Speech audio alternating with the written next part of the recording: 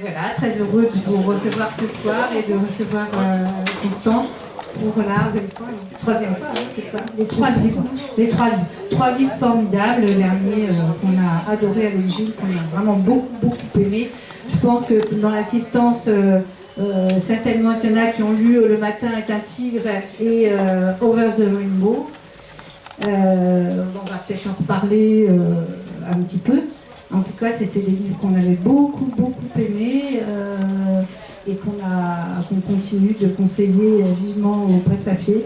Et puis Reverdir qui nous arrive et qui est vraiment un roman formidable. Voilà, et je laisse Gilles en parler et ensuite je reprendrai le... Non, mais je ne vais rien vous en dire parce que Nicolas va faire mieux que moi de toute façon. Et puis en plus, Constance est parmi nous, donc profitons-en, quoi. Non, c'est vrai que c'est un livre que j'ai beaucoup aimé. Déjà, Un matin un tigre, ça m'avait relancé dans mes lectures, alors qu'à ce moment-là, j'avais du mal à ouvrir un livre. Et là, j'ai ouvert le livre et 4 heures après, c'était fini. Tellement j'avais eu envie d'aller jusqu'au bout. Et c'est drôle, c'est émouvant. Et puis voilà, vous allez en apprendre un petit peu plus. Quoi d'autre? Alice au Pays des Merveilles. Je voulais citer Alice au Pays des Merveilles, qui est tout le temps dans toutes les pages du livre, quelque part. Mais voilà, on va en reparler, je suppose. Bonne soirée. Et juste vous dire que Nicolas a déjà bien travaillé pour la rentrée 2025. Donc on peut vous annoncer déjà quelques noms. Antoine Vauters. Ensuite, Sarah Chiche. Valentine Gobi. Serge Salomon qui revient. Voilà. Et puis Alice Fernet. Voilà. Donc, c'est déjà pas mal. Ouais, c'est déjà pas mal. Hein. Voilà. C'est une belle affiche quand même. Voilà. Donc, quelques très belles rencontres prévues à partir du mois de septembre. Du première et c'est le 18 septembre. Voilà. Mais on tiendra au courant. Voilà. Et nous, on est fermé lundi parce que c'est l'inventaire. Ne venez pas lundi. Voilà. Voilà, et le presse-papier reste ouvert tout l'été malgré la fermeture de l'avenue. Voilà. Comment?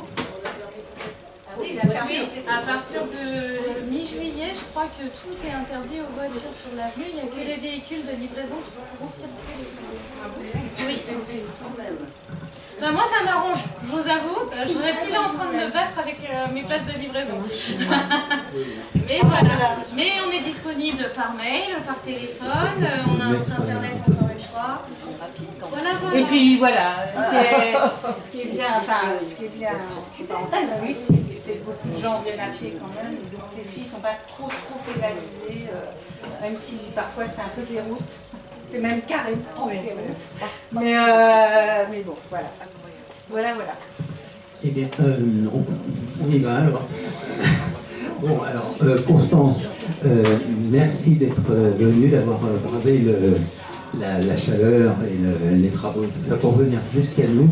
Et c'est un grand plaisir de te revoir, puisque, comme le disait Catherine tout à l'heure, tu es déjà venu pour tes 2 précédents romans, et je dois dire que ça a été une grande chance pour moi de te rencontrer dès que tu as sorti ton premier roman, puisqu'en fait, de livre en livre, ça crée une sorte de fidélité, et on adore suivre les auteurs comme ça. Je veux dire que tu étais le premier lecteur, Nicolas, de mon... J'avais fait une présentation pour Flammarion de la rentrée littéraire, la petite rentrée de janvier. Et Nicolas est le premier des libraires à être venu me parler de mon roman, c'est-à-dire qu'après mon éditrice, ça a été le premier lecteur vraiment de mon tout premier roman. Donc c'était une joie en fait vraiment qui m'invite, et à chaque fois vous connaissez Nicolas, enfin on va dans le fond des choses, c'est du temps accordé aux auteurs, et ça c'est très chouette. Alors je dois vous dire que j'ai oublié mes lunettes que je vais essayer de lire, peut-être, mais ça va être très ça va pas être facile. Mais en tout cas, justement, c'est à cause de la lecture, c'est parce que tu avais lu un extrait de ton livre et que tout de suite on voyait que c'était une styliste formidable. Alors c'est pour ça. D'ailleurs, je voulais en parler. Catherine l'a dit tout à l'heure, il y a eu Le matin est un tigre en 2019, et puis Over the Rainbow en 2021. Là, c'est différent, mais on retrouve quand même des éléments qui sont liés aux deux livres précédents. Mais je dirais sur tes livres en général, ce sont des livres qui sont à la fois empreints de ton expérience personnelle, des livres qui sont aussi romanesques, qui sont pleinement des romans d'imagination, et surtout avec une langue, et c'est peut-être ce qui me séduit le plus, nourri de poésie et de littérature, et c'est une langue qui est à la fois très imagée, très émouvante, et sur des thèmes, comme on le verra aujourd'hui, qui nous interrogent beaucoup. Merci beaucoup. C'est vrai que moi j'ai attendu très longtemps avant d'écrire. Enfin, c'est pas que j'ai attendu, c'est que je pensais pas écrire un jour. Du tout, puisque j'étais de l'autre côté, moi je le suis toujours, j'aide les auteurs à écrire. Malgré tout, après une expérience... Oui, c'est pas grave, j'ai compris comment mettre le micro, je crois. Vous m'entendez bien. C'est la vie qui apporte peut-être son lot de difficultés sur lequel j'ai eu une nécessité de poser un regard, et qui n'était pas forcément un regard d'apitoiement. C'était au contraire, avec Le matin est un tigre, puisqu'on parle des débuts, quelque chose, je voulais témoigner de la façon dont la beauté peut traverser, le malheur est traversé de beauté, et comment la poésie peut être une arme une insurrection par rapport au réel, et comment on peut défier un tigre avec la poésie, finalement. Enfin, c'est ça, peut-être mon entreprise. Et il se trouve qu'effectivement, ça forme peut-être un triptyque sans l'avoir voulu. Enfin, en tout cas, articulé autour de, à chaque fois, quelque chose qui n'est pas drôle, mais bon, j'essaie de pas... Ça me fait très plaisir que Nicolas, je crois que c'était Gilles, qui parlait du fait que c'était drôle, parce que c'est aussi comme ça que je considère la vie, même quand des épreuves lourdes vous tombent dessus, il y a une forme de cocasserie voilà. Et du coup, il y a une maladie, effectivement, au cœur de chacun de ces livres. Le dernier, il s'agit d'une maladie difficile, comme le précédent, c'est la maladie d'Alzheimer, qui a sa part d'horreur et sa part de véritable cocasserie aussi. Je veux dire d'ailleurs, oui, sans trop révéler, que c'est la maladie de ta mère, alors que Georges Rimbaud parlait plutôt de ton de mon père, qui est mort du sida, effectivement, et Le matin est un tigre parlait de la fille qui traversait un épisode que je ne nomme pas, que j'ai choisi de ne pas nommer, que j'ai appelé le chardon, qui symbolisait une forme de nœud adolescent psychique difficile, un embryonnie psychique. Alors, pour rentrer directement dans le livre, moi, il y a une première chose qui m'a intrigué, c'est la façon dont... Ça marche bien, vous entendez? C'est la façon dont le livre s'ouvre, c'est-à-dire sa forme, parce qu'avant d'entrer dans le texte, évidemment, on a les choses qui précèdent. Par exemple, on a deux épigraphes que je peux citer. Il y a un épigraphe qui est tiré d'un film de Jacques Rivette, Le Pont du Nord, qui nous dit, on commentera après, l'amour est un éclair qui dure, il faut du temps pour que ça devienne vrai. Et une autre citation de Schopenhauer, l'homme se trouve dans le cœur, non dans la tête. Alors ça, on peut peut-être comprendre instinctivement tout de suite. C'est suivi d'un bref prologue, qu'on lira peut-être tout à l'heure, et ensuite trois parties qui constituent le roman, qui développent une métaphore florale, avec une première partie les feuilles, les fleurs, puis troisième partie les racines, avec à chaque fois une petite citation qui explicite l'intention. Oui, c'est ça. Alors après, voilà, c'est vrai que c'est un livre comparé au précédent, sur lequel j'avais mis 30 ans pour pouvoir me retourner sur l'histoire de mon père et trouver la distance un peu juste pour parler de lui. Là, c'est une histoire que j'ai écrite un peu in vivo, enfin, en même temps que je la vivais, donc c'était une temporalité étonnante. Et il n'y avait pas de distance, donc j'étais assez collée, et en même temps, je voulais pouvoir trouver une architecture, donc il m'a semblé à un moment que c'était l'histoire d'un ancrage différent, d'une façon d'être au monde différente. Puisque, je ne vais pas m'aventurer à pitcher mon propre roman, parce que déjà je le fais mal, et en particulier sur celui-là, mais dans une forme de perte de repère, cognitive pour ma mère et pour moi, parallèlement, il m'a semblé que ces deux chutes amenaient vers un autre terreau, en fait, une autre façon de s'ancrer dans le monde. Et la métaphore végétale, elle n'est pas là pour faire joli, elle est là vraiment pour témoigner de ce qui a rattaché mon expérience à une forme de nouvel ancrage. Ma mère s'est ancrée ailleurs. La maladie d'Alzheimer, n'est pas qu'une dépossession, en fait, pour moi. C'est la thèse que je défends, parce que je la vis, parce que je la vois. C'est aussi une mise au monde, un ancrage différent au monde. Et quand on se détache de son mariage, et comme c'est le cas de l'héroïne, et comme c'est mon cas à moi, au même moment, cette perte de repères-là amène à trouver de nouveaux repères. Et l'un de ces repères a été justement le rapport à la terre. À la terre, vraiment l'humus, et aux mots. Donc ça a d'ailleurs le même mot pour les racines.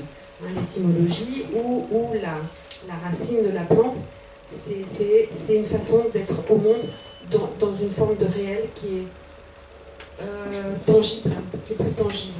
Au moment où l'héroïne et sa mère tombent dans une forme de trou, mais spatio-temporel pour la mère, et une forme de d'égarement, de voyage dans un wonderland un peu peuplé d'imaginaire. J'espère que c'est pas trop hermétique tout ce que je dis. Je vais laisser Nicolas commenter, parce que pour ceux qui n'ont pas lu le roman, ça peut paraître un peu... Ça va être très clair dès qu'on fera la première lecture, vous allez voir. Mais une toute petite remarque sur la citation de Rivette, là, c'est parce qu'il dit donc l'amour est un éclair qui dure. Or, un éclair qui dure, c'est presque un oxymore, quoi. Et en même temps, on se dit, mais un éclair qui dure, si c'est l'amour, c'est un miracle. Enfin, une espérance de miracle. C'est une espérance de miracle. En fait, l'amour, on peut le distinguer. C'est un livre aussi vraiment sur l'amour. C'est-à-dire que c'est pas au sens des passions. Enfin, je le distingue vraiment des passions que traverse l'héroïne, d'ailleurs, des passions tristes, dirait Spinoza.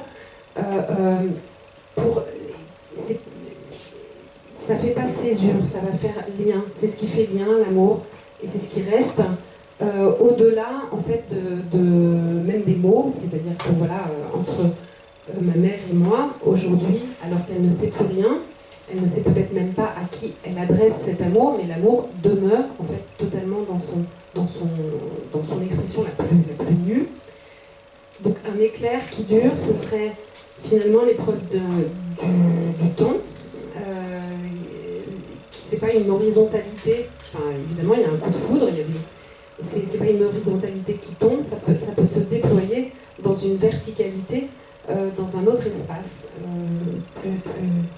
plus incarné, plus réel. On peut dire que le temps est un peu le deuxième grand thème de ton roman. Après, c'est toujours un peu... Oui, c'est vrai que... Peut-être, si tu es d'accord, on pourrait lire le prologue qui est presque... Vous verrez. Alors, si on savait comment se terminaient nos histoires d'amour, peut-être ne les vivrait-on pas. Peut-être. C'est très gentil.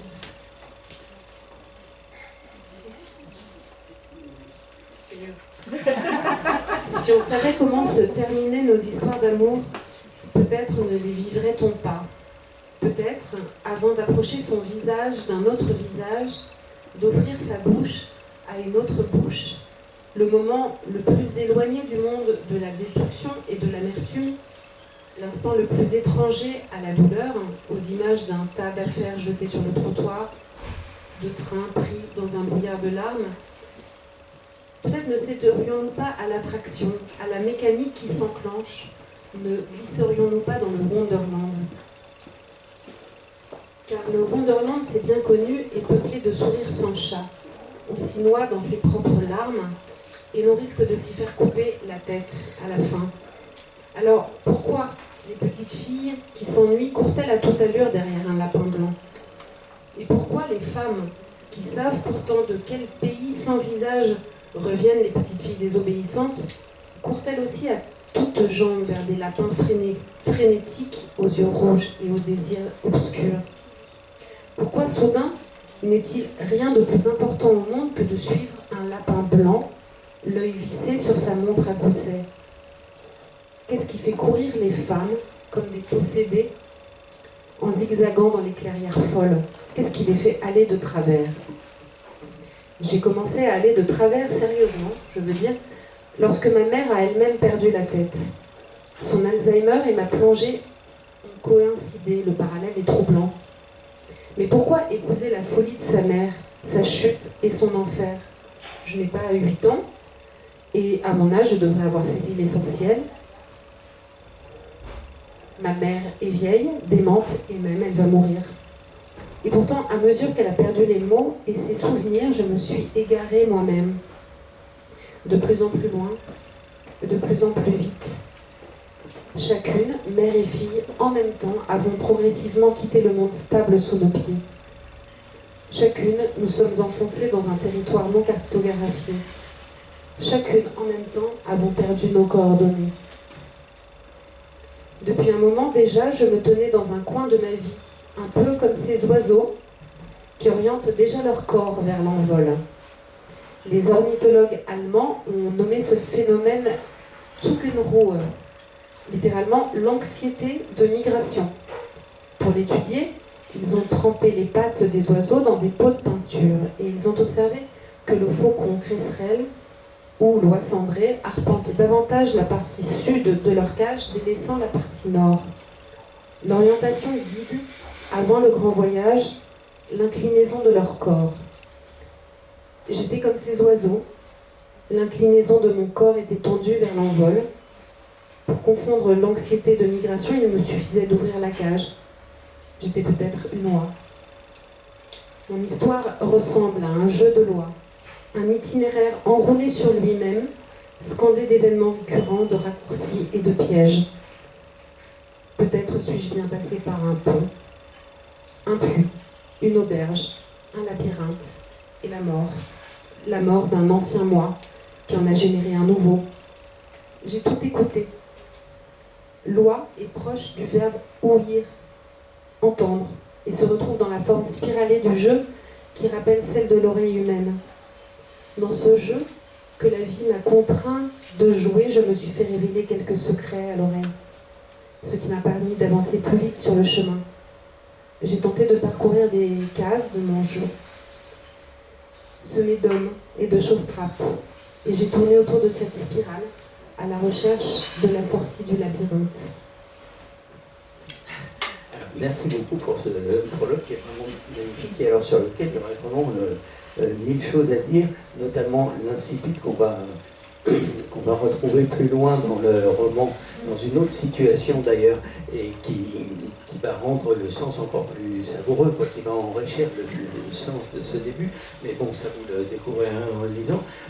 L'allusion filée à laquelle faisait allusion Gilles tout à l'heure, à Lewis Carroll, Alice au Pays des Merveilles, c'est-à-dire Wonderland, Alice in Wonderland, qui est alors, cette fuite de la petite fille, en fin de compte, on a l'impression que c'est une femme qui court à sa perte.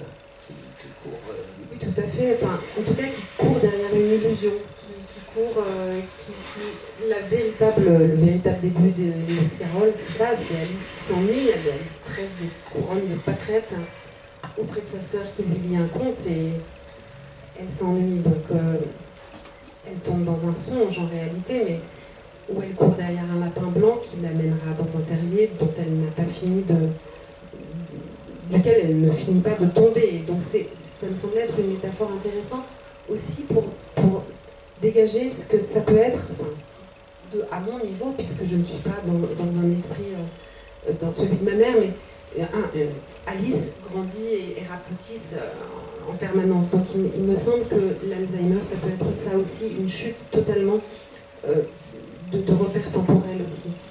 Et alors, autre idée que je trouve géniale, c'est cette idée de la métaphore, si je puis dire, du jeu de loi, et qui est aussi, qui joue sur Wa, Ouir, etc., qui est aussi un jeu de oui, puisque tu parles de l'oreille humaine, et que ouïr, c'est, comme tu dis, entendre, c'est-à-dire entendre la confidence, mais c'est aussi entendre dans le sens comprendre, si on veut. Et ce jeu de loi nous ramène à Rivette que tu citais au tout début, parce que dans le film, le pont du Nord, voilà, qui évidemment fait allusion à la chanson sur le pont du Nord. Il y a ces deux héroïnes qui tournent font des périples autour de Paris à la recherche du compagnon de la première fois au départ, c'est comme ça. Et le plan de Paris est recouvert d'un jeu de loi. C'est ça. En fait, c'est un film qui n'est pas forcément peut-être très connu, mais pour lequel je me suis prise de passion, parce qu'il y a notamment Pascal Augier, que je trouve être la grâce même, qui tourne autour dans un Paris qui n'existe plus, enfin qui est totalement livré. Enfin, le Paris a beaucoup changé, c'est tourné en 80, c'est-à-dire l'époque où j'avais 10 ans moi, et on peut plus rien reconnaître de ce Paris.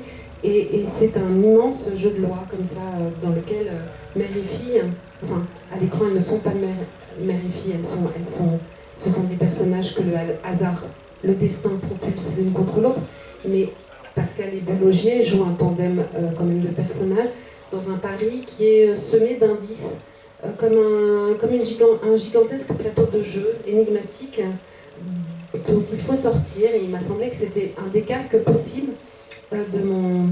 Voilà, et il y a notamment une scène, voilà, pourquoi j'adore ce film, enfin une des raisons, c'est que, faut pas me lancer sur ce film Nicolas, c'est que Pascal Augier tourne à un moment autour du lion de Belfort, le lion à d'Enfer Rochereau, que je ne sais pas si vous connaissez ce lion. Voilà, et elle tourne semblant chercher des alliés, elle cherche des lions dans la ville, elle cherche des signes. Comme moi, je n'arrête pas de chercher des signes, comme ma narratrice n'arrête pas de chercher des signes pour se raccrocher à quelque chose qui a du sens pour elle quand tout n'a plus de sens. Et voilà, et voir cette Pascal Augier tourner autour du lion, lui faire un geste de victoire très énigmatique, pour lui dire, comme pour lui prendre de sa force et lui dire je peux maintenant, muni de ta force, poursuivre mon exploration. Ça, moi, à moi-même écrivaine, ça a donné de la force de cheminer dans mon propre jeu de loi. C'est très bien. Je comptais en parler plus tard, mais puisque tu abordes ce lion, je te pose la question tout de suite. C'est qu'elle tourne autour, mais en se posant des questions. Et ce lion qui pose une énigme, finalement, c'est un sphinx. C'est le sphinx qui pose la question de l'homme. Qu'est-ce que l'homme? La réponse, c'est l'homme. En tout cas, oui, c'est très très joliment vu. En tout cas, c'est vrai qu'elle tourne, elle est très intriguée. Enfin, c'est vraiment. Je vous invite à voir ce film qui n'est pas forcément. Je crois qu'on le trouve en même temps, qui est une merveille. Et elle tourne autour de ce lion en étant très intriguée. Elle semble chercher des réponses. Mais pour moi, ce qui me touche là-dedans, c'est le fait que parfois. J'avais déjà ça dans Le Matin est un tigre avec une statue de Balzac. Parfois des éléments dans la ville nous donnent autant que des gens animés. Enfin, je veux dire, je conçois la vie comme un voilà, comme c'est difficile d'en parler, comme une succession de signes. Un autre signe sur lequel tu n'appuies pas, mais enfin qui est quand même frappant avec ce titre du Pont du Nord, sur le Pont du Nord, c'est que dans la chanson Le Pont du Nord, le thème, tout le monde la connaît, hein, évidemment, c'est une fille qui veut aller danser sur un pont, sa mère lui interdit d'y aller, elle y va quand même, le pont s'écroule, Là, on retrouve plein de thèmes qui sont dans le livre, évidemment. Et à la fin, la morale, c'est voilà le sort des enfants obstinés. Donc, ça comporte quand même un avertissement. Alors, c'est effectivement un des thèmes du roman, et je suis très touchée que ça ne m'étonne pas, Nicolas, que tu aies saisi l'allusion la double allusion au Pont du Nord, puisque c'est un thème, finalement aussi une trajectoire d'émancipation tardive. Il serait temps, à 56 ans, de pouvoir couper le cordon d'une certaine manière. Et c'est une histoire d'autonomisation, d'autorisation à vivre sans le repère de la mère qui s'efface.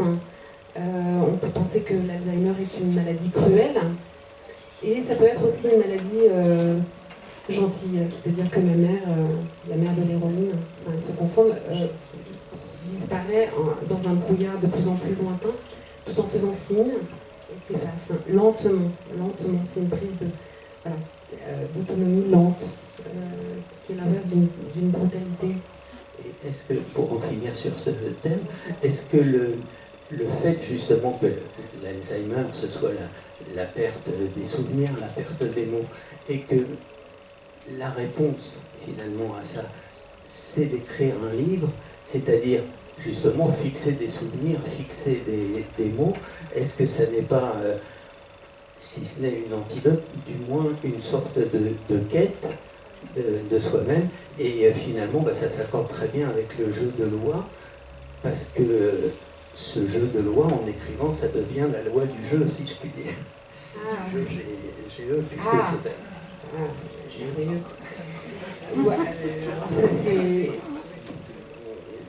J'avais envie de répondre dans la première partie de la question que c'était vraiment leur rendre quelque chose à ces parents qui m'ont initié au langage et à la littérature, puisque j'ai eu des parents, j'ai eu cette chance d'avoir des parents qui étaient deux professeurs et qui étaient très attachés aux mots et aux mots.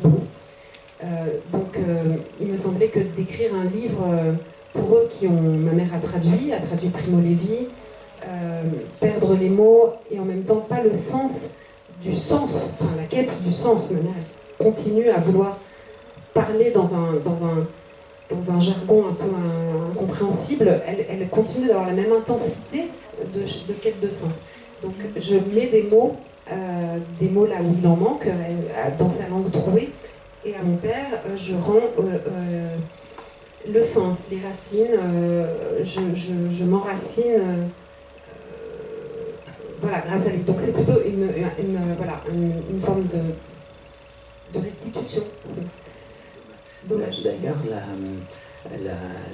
mère dans ce livre parle souvent par citation. Par exemple, elle fait des citations de Barthes sur la situation amoureuse, par exemple. Et non, ma mère avait une réserve de citations en stock. C'est ça. Voilà. En dépit de sa maladie, on a l'impression qu'elle déchiffre quand même quelque chose, qu'elle arrive à dire quelque chose que l'héroïne peut-être elle-même. Oui, alors c'est-à-dire que là, je raconte, alors c'est tissé bien sûr de fiction, mais je raconte quand même des épisodes qui sont arrivés véritablement où, malgré le filtre, enfin malgré la maladie, ma mère continue d'être mère et de dire les choses que seule elle peut me dire, les seules choses très très bénéfiques à entendre. Elle dit par exemple, elle devient une forme d'oracle, enfin, je trouve que c'est, mais pas qu'elle, enfin, dans les services d'Alzheimer que j'ai pu fréquenter, il y a des paroles qui viennent de plus loin que les gens, enfin, la langue vient de plus loin qu'eux. Hein, c'est vraiment les découronnés, hein. C'est des gens qui n'ont plus rien, mais qui ont quelque chose d'un sens qui va plus loin que le sens traditionnel, donc qui casse des barrières de la convention et qui, du coup... Et donc ma mère me dit par exemple, nous n'avons pas le même corps. Et ça, c'est quelque chose, par exemple, que j'ai vraiment besoin d'entendre dans mon histoire personnelle et qu'elle a deviné et qu'elle est capable d'articuler en dépit des conventions. Enfin, je veux dire qu'elle ne me dirait pas ça si elle avait toute sa tête, ou elle me le dirait pas d'une façon aussi claire Et pourtant, voilà, cette communication directe et zébrée de folie, et percute. Voilà. Donc c'est vrai qu'on est, on est dans une quête d'un langage vrai, et que j'essaie de restituer comme tel. Enfin, d'un langage désossé, dépossédé, et repossédé par des puissances un peu supérieures, quoi, parfois, je trouve. Notre héroïne, la narratrice, est-ce qu'on peut expliquer en quelques mots, puisqu'il va être question de beaucoup de ses amours dans cette période, pourquoi on peut dire d'elle que c'est qu'elle est accordée et désaccordée en même temps, qu'elle a un corps désaccordé, mais qu'elle est accordée au désir des autres? Oui. Oui, alors je fais le récit d'une narratrice qui a beaucoup de points communs avec moi et dont le principal enjeu jusque-là a été de se mettre au diapason des autres dans une famille qui souffre. En gros, le père est parti, la mère est triste, et l'enfant, dans ce contexte-là, cherche à ne pas en rajouter, à être au diapason des adultes, et à donc étouffer quelque chose de son propre désir, au point de le méconnaître tout à fait à la fin du conte. Donc elle est désaccordée, elle l'est, mais elle pense que c'est son moyen de se faire aimer, d'être, si elle sourit et qu'elle est en gros, comme on a toujours dit d'elle, sage et policée et surtout harmonieuse. C'est-à-dire qu'il s'agit de ne pas dissonner, ça va aller dans la vie jusqu'à ce que ça n'aille plus du tout, et que dans cette chute brutale de la mère, elle trouve un moyen de se désaccorder elle aussi, et de s'arracher elle aussi à ses propres repères, afin de sonner plus juste à ses propres oreilles. C'est-à-dire que son désir soit enfin entendu, de cesser voilà, mais malgré sa maladie, la maladie existe dans le roman, elle n'est pas, on en parle beaucoup, c'est un des éléments effectivement du roman, mais dans cette maladie, la fille se sent toujours, malgré tout, percée à jour par une mère. Est-ce qu'on peut dire que cette femme un peu désaccordée dans le corps lui-même est en attente? Tu dis à un moment, me semble-t-il, que elle est comme, donc je prends les mots, elle est comme elle est en attente du feu. C'est une fille du feu, si j'ose dire, oui. comme Nerval, les filles du feu. Elle est en attente de l'étincelle qui va lui mettre le feu aux poudres. Hein. D'ailleurs, oui. D'ailleurs, il a été question très longtemps d'intituler ce roman Prendre feu. C'était une autre voie possible pour parler d'une autre des thématiques de ce texte, qui est effectivement la traversée amoureuse très chaotique de l'héroïne à partir du moment où sa mère chute. Donc sa mère chute, elle ne sait plus quoi faire. Elle est mariée depuis 27 ans avec un homme qui est délicieux, mais sur laquelle il y a une forme de chemin de solitude qui s'opère quand même à un moment, et elle cherche. Et puis il y a surtout un désaccord, il y a une non-entente physique, il y a quelque chose de désinvesti.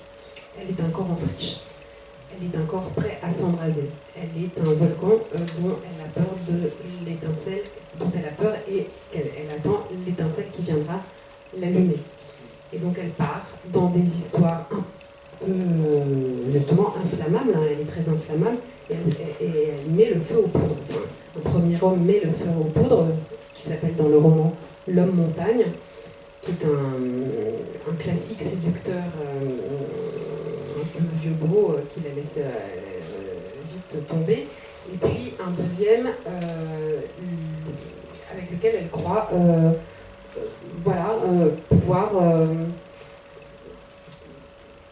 conjuguer les flammes, vraiment, ça y est, entrer dans la danse du feu. Et ça s'avérera être un un incendie, quelque chose de très ravageur.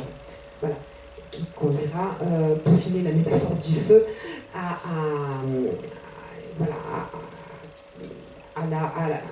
la calcination. Si j'ai utilisé le verbe reverdir, c'est que j'emploie à la fin l'image de justement les méga-feux qu'il y a eu, je ne sais pas si vous vous souvenez, en Australie, il y a eu des méga-feux.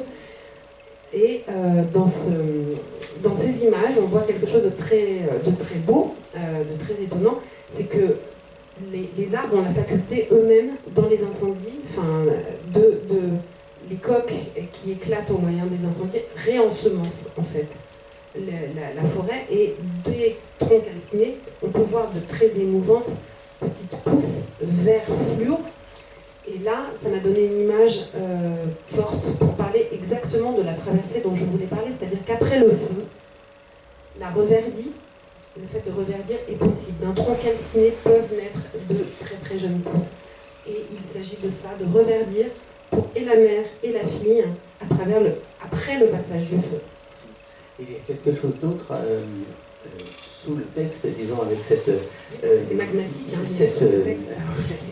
Avec cette métaphore, enfin, cette image du feu, c'est que, on parlait là, Minerval, les filles du feu, d'ailleurs à un moment, l'héroïne se promène pas loin de la clinique du docteur Blanche, alors il est encore question des mêmes de Nerval, mais moi ça fait penser aussi, alors j'ai vu que tu l'as cité à la fin du livre, à Bachelard et sa psychanalyse du feu. Et alors ça m'a frappé pour deux choses. Alors d'abord parce que lui, en gros, il dit que l'image, enfin, l'image poétique, etc., il y a quatre éléments, quoi. En fait, il y a l'eau, la terre, l'air et le feu. Et que le feu est particulièrement particulièrement lié à la création.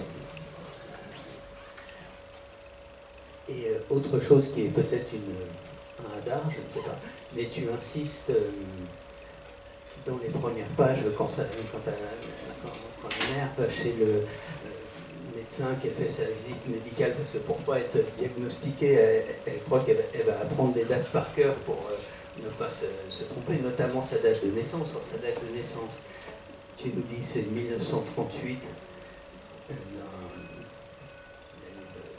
Les accords de Munich. C'est ça. Et 38, c'est aussi l'année de parution du livre de Bachelard. Je me demandais s'il y avait un... Alors là, tu m'as... Non, pas conscient. Mais j'ai beaucoup... pas conscient, mais j'ai beaucoup écouté, parce que j'aime beaucoup écouter sa voix de paysan tout à fait incroyable. Il y a beaucoup d'émissions de radio. Voilà, qui crépite et qui a un accent délicieux. Et j'ai beaucoup lu la psychanalyse du feu. Au début, vraiment, j'étais très séduite par l'image du feu et des volcans et de Stromboli. Et il me semblait qu'effectivement, il y avait quelque chose, il y avait une préoccupation sexuelle, il y avait une recherche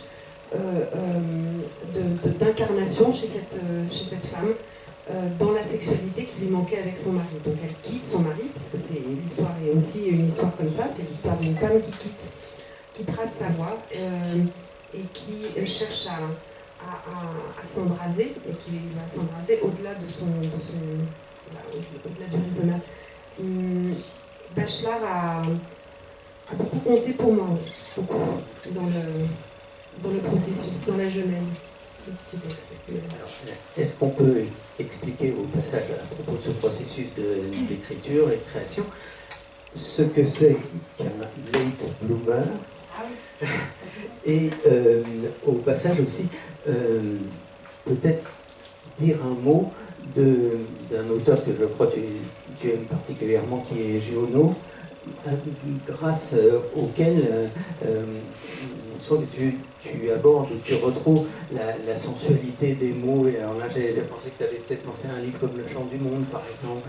Absolument, que ma joie demeure. Oui. Alors, late bloomer, pour commencer, qu'est-ce que ça veut dire?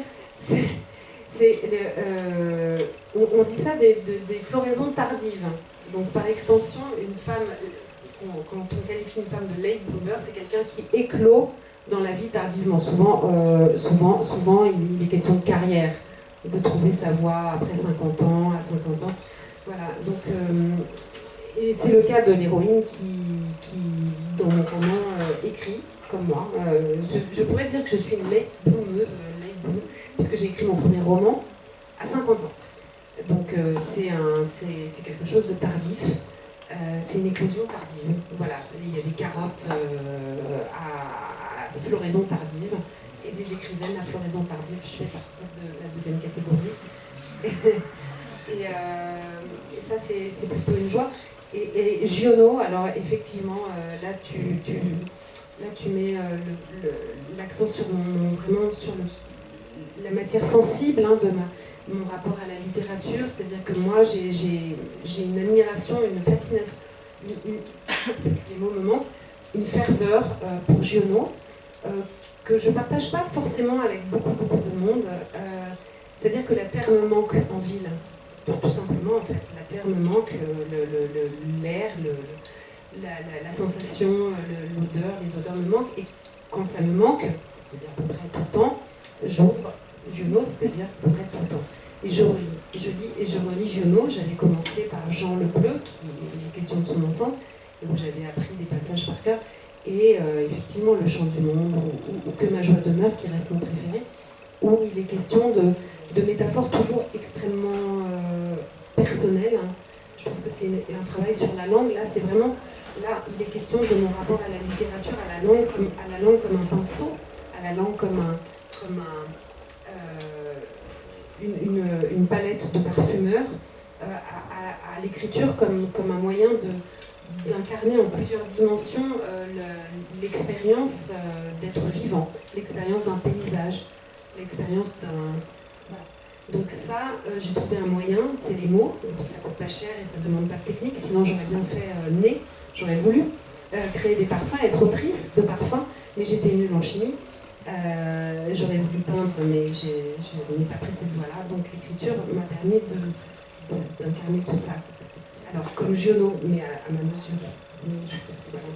Et il y a aussi, on disait tout à l'heure qu'il y a beaucoup de choses très, très poétiques et même qui empruntent à la poésie directement dans le livre. Je voulais signaler qu'à plusieurs moments, il y a des phrases qui sont disposées comme des vers, qui sont même des vers, et notamment certains, là, par exemple, je montre une page ici, vous voyez le bas de la page 38, qui sont disposés comme des calligrammes. Là, on peut lire peut-on vivre sans son corps, qui est une interrogation comme les calligrammes d'Apollinaire. Vous savez, un calligramme, c'est un Poème en espace, quoi. Voilà, c'est ça qui dessine quelque chose dans la page, et qui là, en plus, cette question, en cascade, en quelque sorte, elle tombe comme une pluie, quoi, sur le... Oui. Alors j'essayais de ne pas faire de coquetterie graphique parce que ça peut être agaçant, mais effectivement, il y a des questions qui tombent comme des verticalités qui s'abattent, et je voulais donner cette sensation-là en les disposant de biais sur la page. Et il y a une question d'effondrement, il y a des chutes et des corps qui tombent, donc il y a un relais typographique à cette question-là, du corps qui tombe, du corps qui s'effondre. Voilà. Est-ce qu'on peut donner un petit exemple qui est très court mais très beau à lire à propos justement de sa mère, de la façon dont la maladie de la mère se manifeste. Et là, il y a une succession de vers, tu vois ici, là, sur les bras. Ah oui. Qui est vraiment très beau. Merci.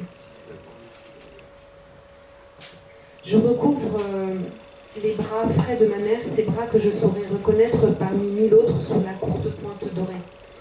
Des bras qui ont beaucoup enlacé, des bras qui se sont levés dans les manifs, des bras qui se sont tenus au-dessus d'un piano, des bras qui ont relevé des gens dans la rue, qui ont secouru, des bras bronzés qui m'ont porté enfant, des bras qui ont offert de la soupe à mon père mourant, des bras qui ne savent presque plus qu'ils en sont et qui pendent, inutiles, de chaque côté de son corps, encore beau, des bras qui n'ont plus de sens.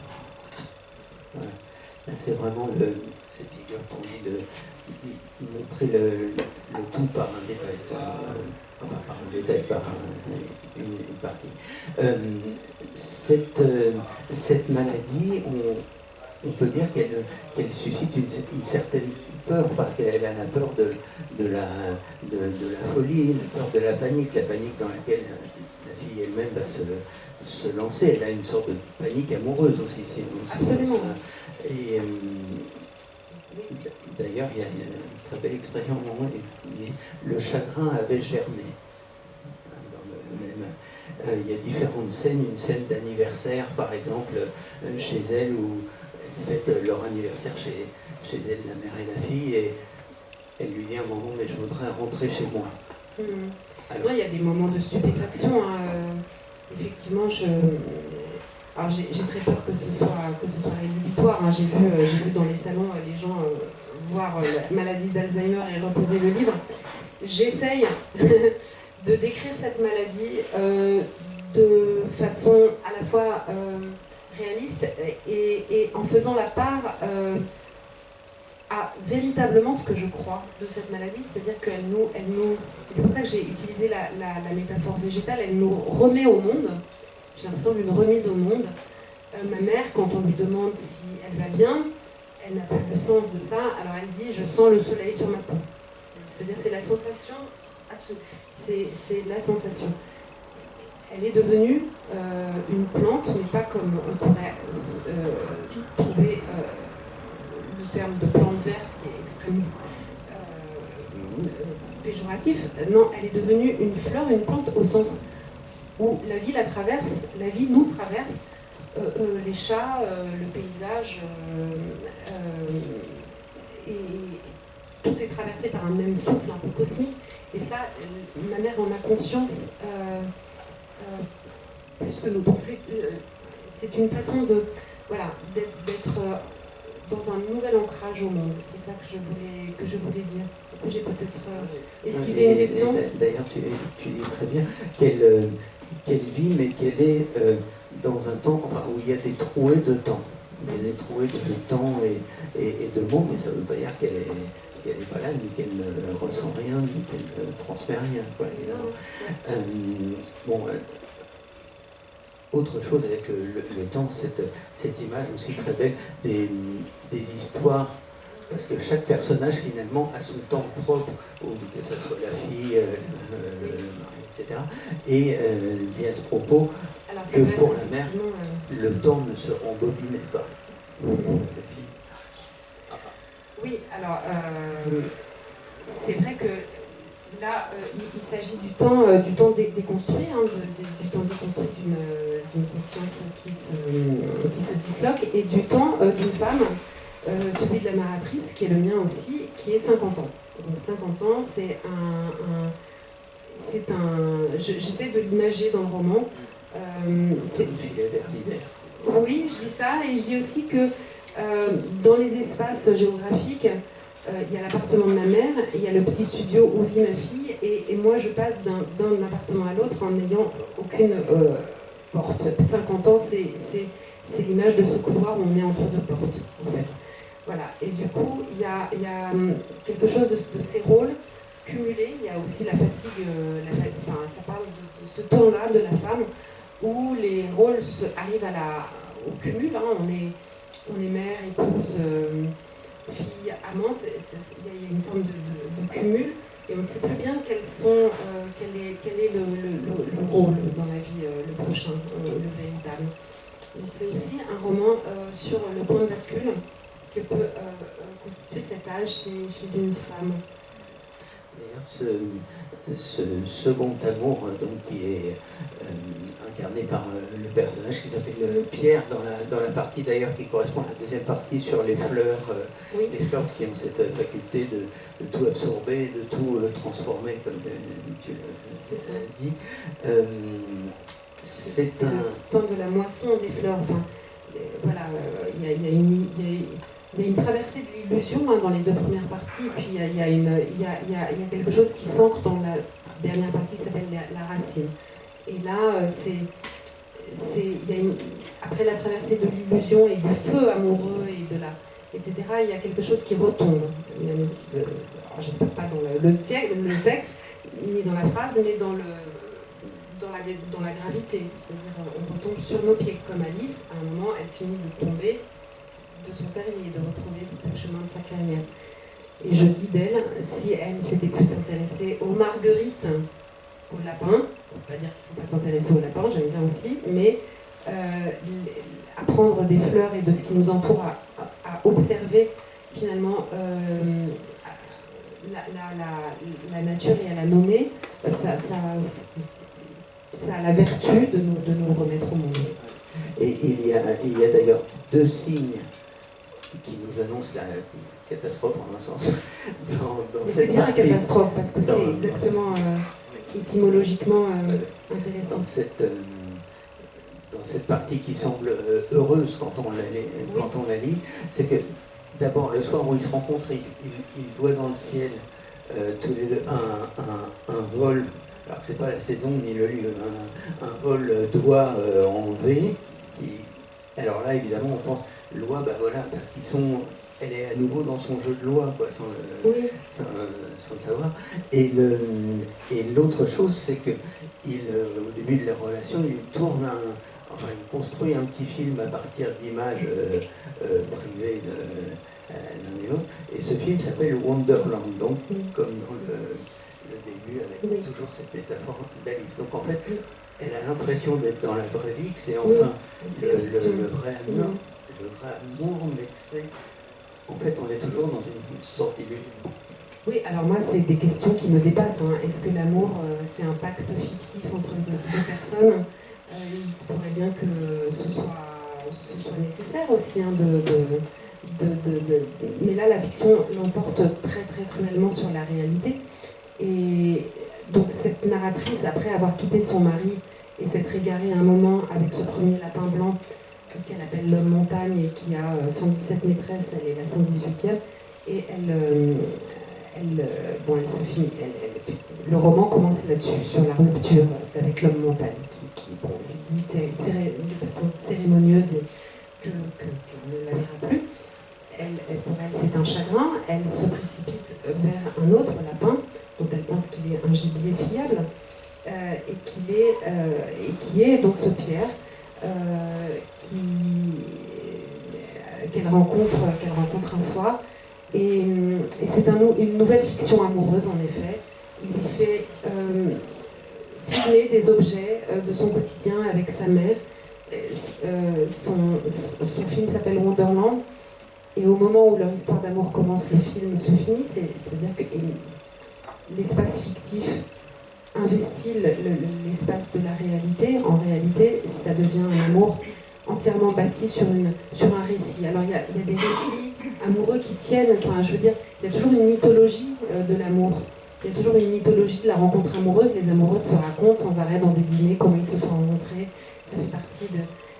Mais il se trouve que parfois ça prend le pas sur la réalité. Et là, on se trouve véritablement dans un conte, peut-être un peu cruel, dont on ne sait pas sortir.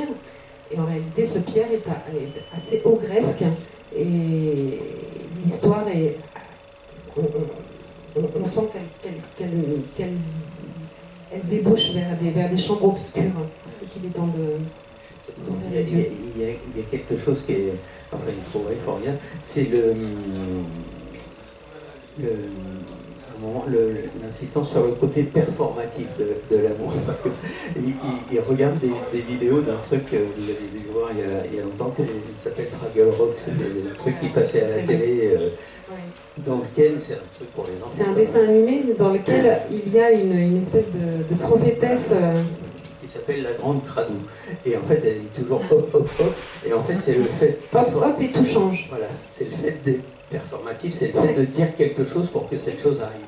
C'est ça, non mais en fait la narratrice commence sa traversée comme ça, c'est-à-dire qu'elle pense qu'il suffit, c'est quand même un truc fou, mais elle est dans la folie, elle est plongée dans la folie de sa mère et elle perd ses repères elle aussi, donc elle s'enfonce dans une forme de folie aussi. Et elle pense qu'il suffit de dire hop hop et tout change pour qu'effectivement il soit facile de quitter son mari avec lequel elle a pourtant un enfant depuis 27 ans. Et voilà, il y a comme s'il y avait une valeur performative de l'amour. Il suffisait de l'énoncer pour qu'il advienne. Et c'est plus compliqué. Il y a je crois pas qu'on aura le temps de le lire, mais bon, c'est peut-être important. Je vais voir si c'est long une fois comme extrait. Mais il y a un moment tout à fait.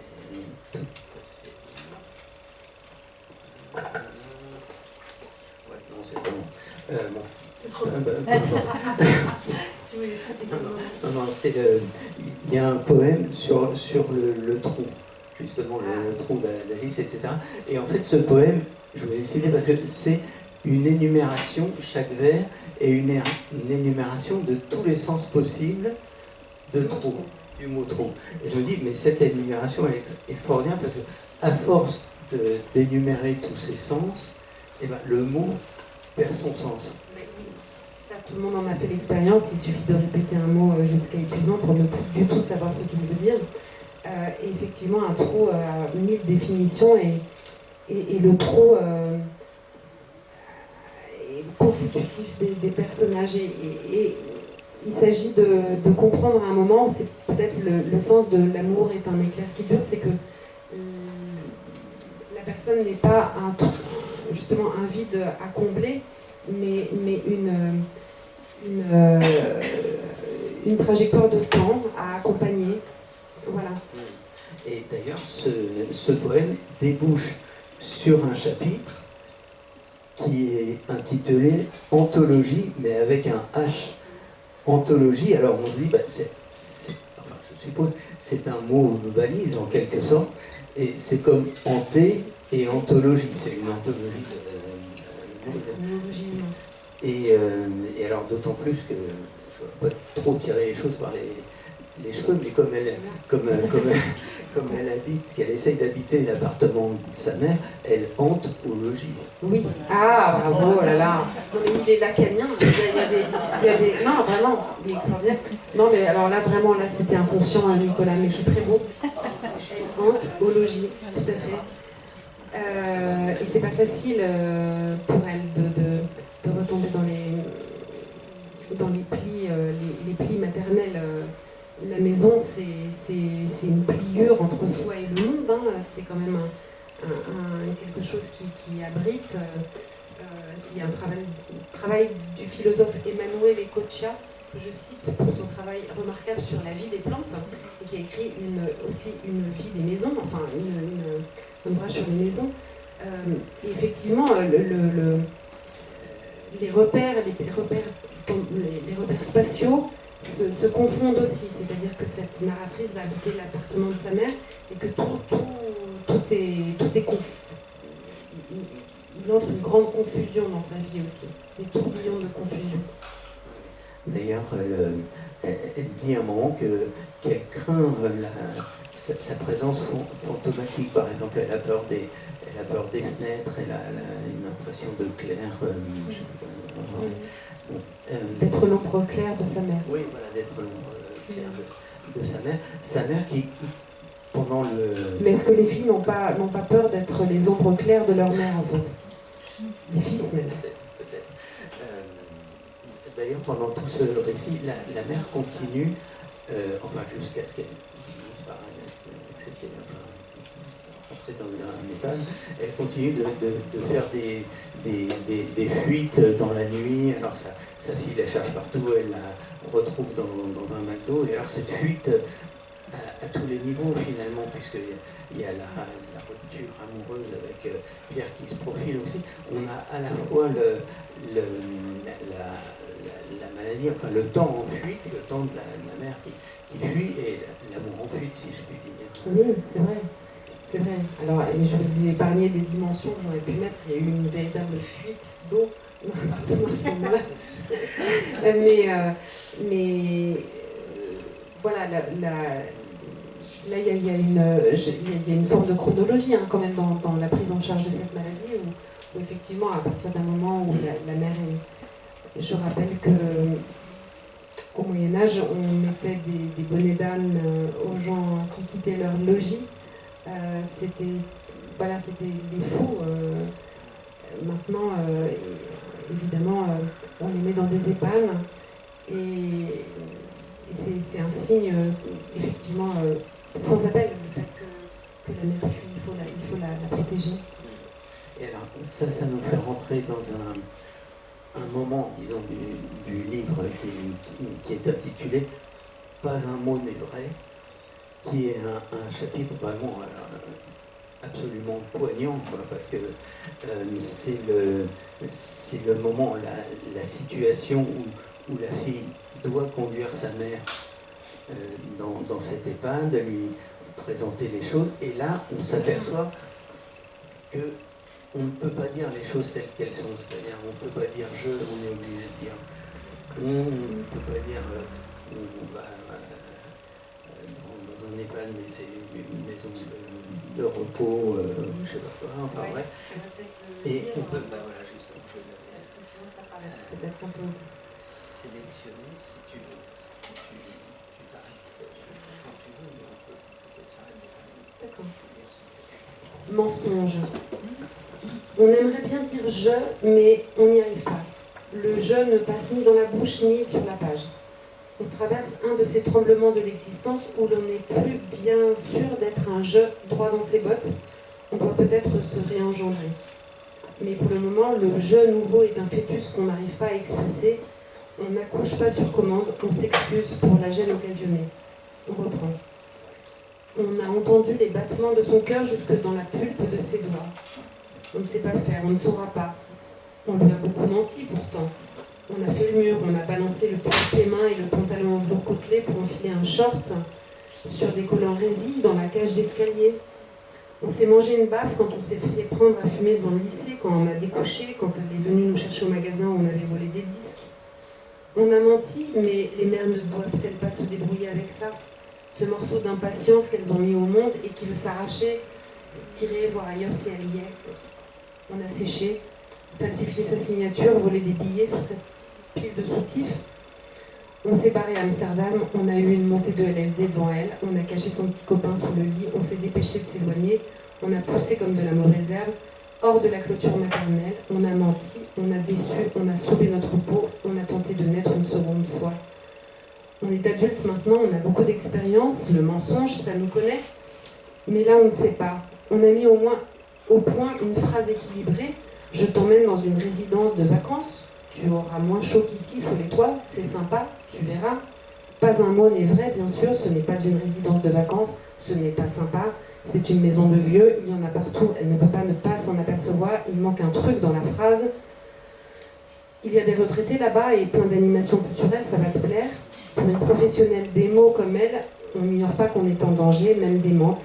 La mère sait manier la litote, l'euphémisme, l'antiphrase. Les retraités ne sont pas ceux qu'on voit sur les pubs. Pour les mutuelles, ils n'ont pas le visage allé, de crinière argentée ni de sourire confiant plein de dents bien alignées. Ça, c'est un très beau chapitre qui se continue encore. Et ça fait aussi, on l'a entendu, l'éloge de ce qu'on fait aux mères pendant l'adolescence, notamment pendant la jeunesse, et ce qu'on laisse à cette sensation de reine découronnée, comme Michel Foucault, de trahir, là il y a une différence entre mentir et puis trahir la confiance, bon, enfin,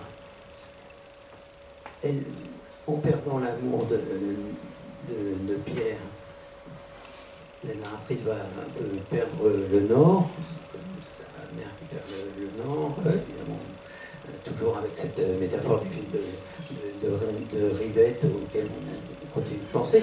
Et dans cette troisième partie dont tu parlais tout à l'heure, pour terminer, cette partie des racines, justement, c'est le moment où elle va essayer de reconstruire quelque chose après une période très, très difficile, enfin, que je passe, mais notamment par l'éloge de la sensation dont on parlait tout à l'heure, le fait de se réapproprier les choses, par exemple, plus c'est notre lit, etc. C'est mon lit, c'est mon appartement, etc. Et également des choses qui sont plus amusantes à lire, comme par exemple une soirée avec deux copines que je pense avoir reconnues. Ah oui, je pense que tu les connais, Nicolas, elles sont toutes les deux écrivaines. Qui s'appellent Elsa et Elisa. Elisa. Alors Elsa, je crois qu'on peut le dire, à mon avis, c'est Elsa Flagel, vous savez qu'elle est déjà venue ici. Et Elisa, c'est Elisa Balavoine, je pense, qui est une romancière chez Gallimard, une fille formidable. Et alors là, elles ont une soirée entre filles, et elles font une sorte de scène de femme rituelle, oui, de sacrificielle. Elles sacrifient un t-shirt, est-ce qu'on peut Elle sacrifie un t-shirt. Le t-shirt de Pierre qu'il a laissé traîner. Et les copines lui disent de pratiquer un rituel sacrificiel du t-shirt comme un rite de passage en réalité du chagrin à la remise au monde. Voilà. Donc elles vont effectivement mettre de la musique et déchirer le t-shirt en 1000 morceaux. Et Elsa, cette scène s'est véritablement passée. C'est vrai Elsa a porté dans la rue un faisan empaillé puisque Pierre avait la passion des poupées cassées et des décos glauques. Et les copines de la narratrice, mes copines m'ont dit c'est pas possible, on va te débarrasser de l'appartement de toutes ces mauvaises vibes et voilà. Et donc sacrifier un t-shirt. Scène réelle. Eh ben, très réussi. Et vous dites d'ailleurs que le signe d'un amour heureux, ou en tout cas d'un moment heureux, c'est de se rendre plus léger, d'être plus léger et plus libre. Non, ça c'est un discours de Deleuze sur l'amour. Où il dit que finalement, je partage vraiment ce constat, il y a des amours qui nous alourdissent, qui sont pleins de questions, pleins de lourdeur, plein de... Où est-ce qu'elle est alors, il est drôle d'ailleurs, Deleuze, quand il parle à ses étudiants, et où est-ce qu'elle est une torture, comme Barthes dans les fragments des discours amoureux, et d'autres qui rendent léger. C'est-à-dire qui nous augmente, ça c'est une idée que la philosophie a déployée aussi, Spinoza l'a déployée, qu'on les affecte lourds et les affecte légers. C'est-à-dire que l'amour qui nous alourdit, c'est un amour malheureux. Et ce Pierre n'a rien fait de mal en réalité, ni moi, l'amour malheureux, c'est vraiment l'affect de lourdeur qui domine, c'est-à-dire qu'on s'enfonce. On s'enfonce plutôt que de s'élever. Et l'héroïne, dans la troisième partie et dernière partie, va découvrir le monde de façon accidentelle de l'herboristerie. Elle va faire un stage comme ça arrive dans la vie, et apprendre à effectivement reconnaître les éléments qui ne sont plus simplement des noms, puisqu'elle a une connaissance un peu encyclopédique du monde à travers l'étymologie auquel son père la réfère toujours, la littérature, une approche un peu intellectuelle du monde, et là, elle va avoir une approche sensuelle du monde, une approche vraie, c'est-à-dire que quand on a les mains dans la terre, vraiment, voilà, et elle va comprendre que l'élan d'une fleur, qui s'enracine très profondément, parfois à des kilomètres, il y a des réseaux racinaires qui font des kilomètres et des kilomètres. Je ne sais pas si on peut imaginer que sous un radis, il y a 60 kilomètres de réseaux racinaires, ça me paraît fou.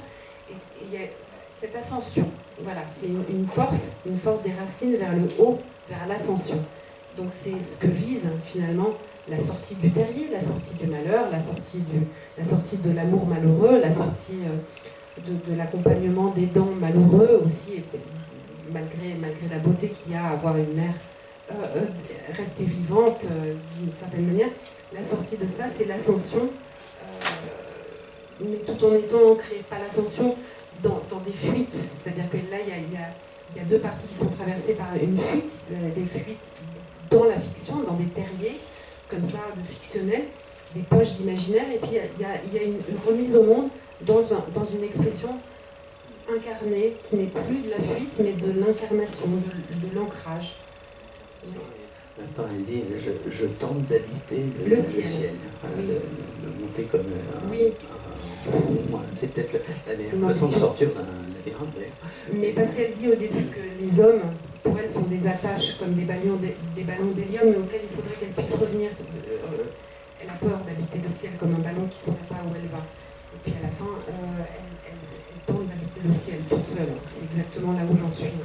Tu m'as nullement tendu une perche là tout à l'heure parce que tu t'es aperçu que j'ai oublié de parler de quelque chose.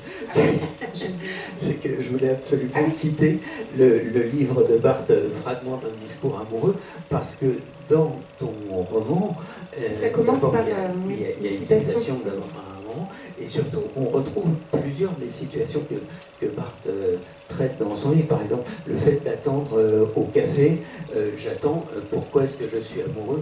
Parce que j'attends. Parce que j'attends. Ou alors Là, ça devient inconscient parce que c'est vrai que c'est un livre auquel une ressource, un recours. Ça doit avoir germé en moi parce que c'est un livre remède, on peut le dire comme ça. À chaque fois qu'on tombe amoureux ou qu'on a une question, on peut s'y référer. C'est vraiment un manuel. On se reporte, mais je crois qu'il le voulait comme ça, en le faisant entrer dans pour lui, ça la pensée. Un livre presque thérapeutique. Voilà, un manuel. Et enfin, il y a une chose encore à découvrir, bien sûr, mais simplement en guise de conclusion, j'ai une question sur une scène qui m'intrigue beaucoup. C'est un moment vers la fin. Elle montre des photos sur son téléphone à sa mère quand elle la visite à l'EHPAD. Alors elle ne reconnaît pas tout un tas de choses, mais tout d'un coup elle est fascinée par la photo d'une poule. Et alors elle s'émerveille devant la crête de cette poule qu'elle essaye de caresser avec son doigt. Et elle dit, mais... Je ne sais pas si ça s'appelle la crête. Ça s'appelle la crête ou pas, juste là. Vous voyez le truc.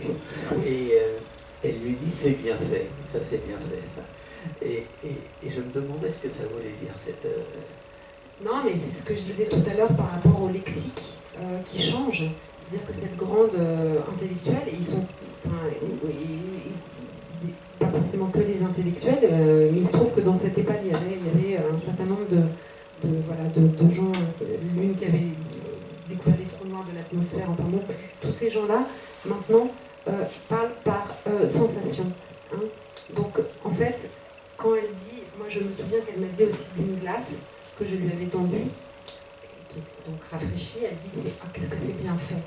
C'est pas du tout une chose qu'on pourrait dire dans la vie réelle, mais on pourrait le dire comme un enfant le dit. Enfin, c'est-à-dire qu'au moment où on a envie de quelque chose de frais dans la gorge, c'est bien fait, et la glace c'est bien fait. Et une poule, effectivement, il y a une redécouverte, il y a un étonnement presque philosophique devant l'émergence, le surgissement du monde. Et c'est vrai qu'une poule, elle m'a arrêtée sur une photo de poule, elle m'a dit qu'est-ce que c'est? J'ai dit c'est une poule. Elle me dit une poule?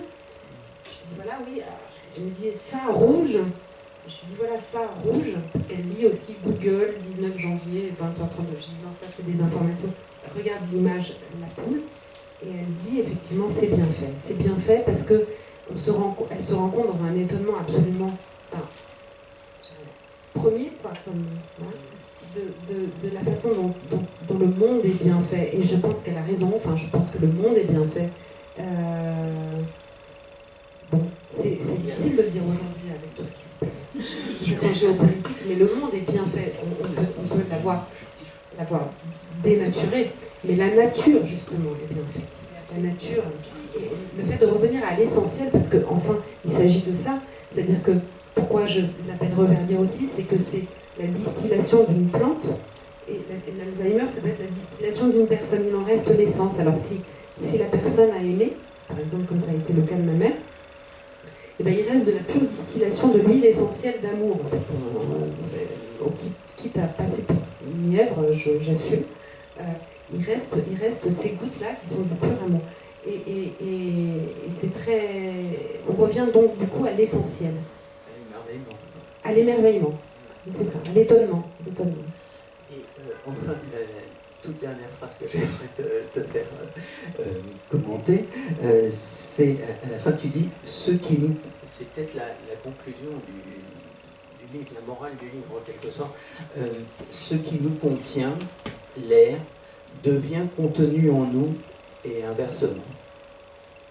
Oui, c'est cette l'idée que j'emprunte à Emmanuel Ecochia, que les plantes sont les premières en fait à avoir habité le monde, les toutes premières, et qu'elles échangent, les échanges d'air entre humains, végétaux, etc. se font à travers le même air, qu'un même souffle nous traverse, nous, la nature, les poules, le paysage, et que dans sa grande démence, et dans leur grande démence, c'est découronner ceux qui ont perdu leur laurier, leur couronne de sociale, l'ont compris, je crois, de façon instinctive. Il y a quelque chose de l'instinct qui revient. Et là, il y a quelque chose d'assez puissant. On peut peut-être s'arrêter là. Je te remercie beaucoup. Pour ta lecture. Et puis, surtout, on peut garder un peu de temps pour signer des ouvrages. Je voulais dire que le roman de Constance Joly, après votre entretien qui était passionnant, mais qui est parfois un peu abstrait pour le public qui n'a pas lu le livre, c'est un roman qui se lit vraiment très facilement, et que c'est un roman de vie. Et moi, ce que j'ai adoré dans ce livre-là, c'est la relation que tu as avec ta mère et cette façon que tu as de parler de la maladie qui nous donne une autre image de cette maladie, justement. Et ça, c'était vraiment un aspect du livre que j'ai trouvé passionnant et formidable. Et puis, l'histoire de cette fille qu'on suit quand même, et il y a plein de moments où on rit. Parce que là, c'est vrai, dans ce qu'on en a dit là, mais il y a plein de moments. Elle se prend les pieds dans le tapis. À tout le temps, voilà, c'est ça. En fait, voilà. Et elle se retrouve dans des situations complètement invraisemblables, mais en même temps qu'elle... C'est, je pense, relayé par une langue. C'est-à-dire que je prends le monde au sérieux sans me prendre au sérieux. Oui, c'est ça. Du coup, la langue, j'espère qu'elle ne se prend pas au sérieux. Voilà. Elle communique un esprit de jeu. Ouais, en tout cas, voilà. Je voulais rappeler vos témoignages. Voilà, merci Constance. Et puis, oui,